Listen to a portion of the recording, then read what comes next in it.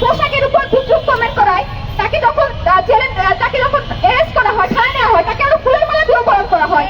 এই যে ঘটনাগুলো আমরা দেখতে পাচ্ছি, এরকম বিষয়গুলোর জন্য ডাকসু আসেনি। আপনারা, আমি যখন এই কোনো একটা কার্যক্রম ঘোষণা করি, কোনো একটা কর্মসূচি ঘোষণা করি, তখন তারা সবসময় বলে হেমা চাকমা ইস্তেহার কই। আমার প্রধান একটা ইস্তেহার ছিল, এই বাংলাদেশ সহ, এই ঢাকা বিশ্ববিদ্যালয় সহ বাংলাদেশের প্রতিটি কোণায় আমরা এমন একটা গণতান্ত্রিক বাংলাদেশকে চাই, যেখানে কোনো জাতির বৈষম্য থাকবে না, ধর্মের নামে কোনো বৈষম্য থাকবে না, ভাষা নিয়ে কোনো বৈষম্য থাকবে না, কোনো লিঙ্গ নিয়ে বৈষম্য থাকবে না। কিন্তু এখনো পর্যন্ত আমরা কিন্তু এই ধরনের বৈষম্যগুলো দেখতে পাই। এবং আমি যখন কোনো একটা প্রতিবাদ করি, এবং আজকেও যে আমি কথা বলছি, আমি দেখবো আমার বাড়ি কিভাবে সাইবার অ্যাটাক হয়।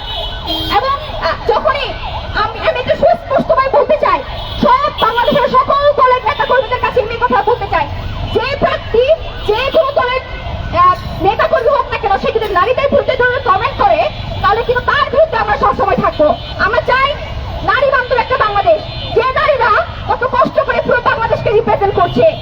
এই দেশের যে গার্মেন্টস কর্মীরা বেশিরভাগ নারী, তারা বাংলাদেশের অর্থনীতিকে সচল রাখছে, তাদেরকে ভালোভাবে এই যে বেশ্যাবৃত্তি বলা হচ্ছে এবং ঢাকা বিশ্ববিদ্যালয়ের নারী শিক্ষার্থীদেরকে বলা হচ্ছে, আমি তাদের উপর ঘৃণা জানাই, তাদের বক্তব্য প্রত্যাখ্যান করার কথা বলবো।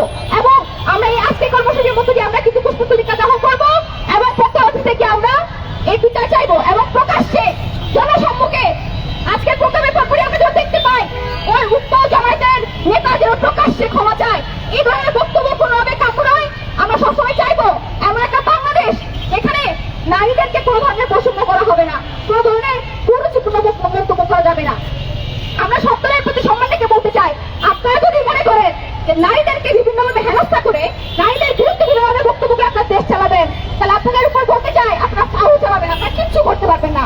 আপনারা যদি মনে করেন ঢাকা বিশ্ববিদ্যালয়ে যারা প্রগতিশীল চিন্তা ভাবনা করছে, তাদেরকে বিভিন্নভাবে হ্যারাসমেন্ট করে প্রতারণা দিয়ে গালি দিয়ে থামায় রাখতে পারবেন, কিচ্ছু করতে পারবেন না।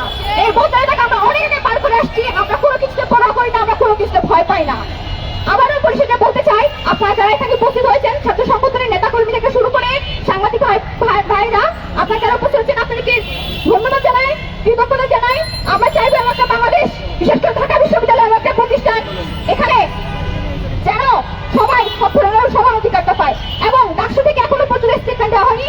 আমি যখন কোনো একটা কথা বলতে যাই, তখন কিন্তু এক পক্ষের লোক আমাকে বলে ডাকসুর বিস্ফোরা, এবং আমি সেই বিস্ফোরণাই হতে চাই।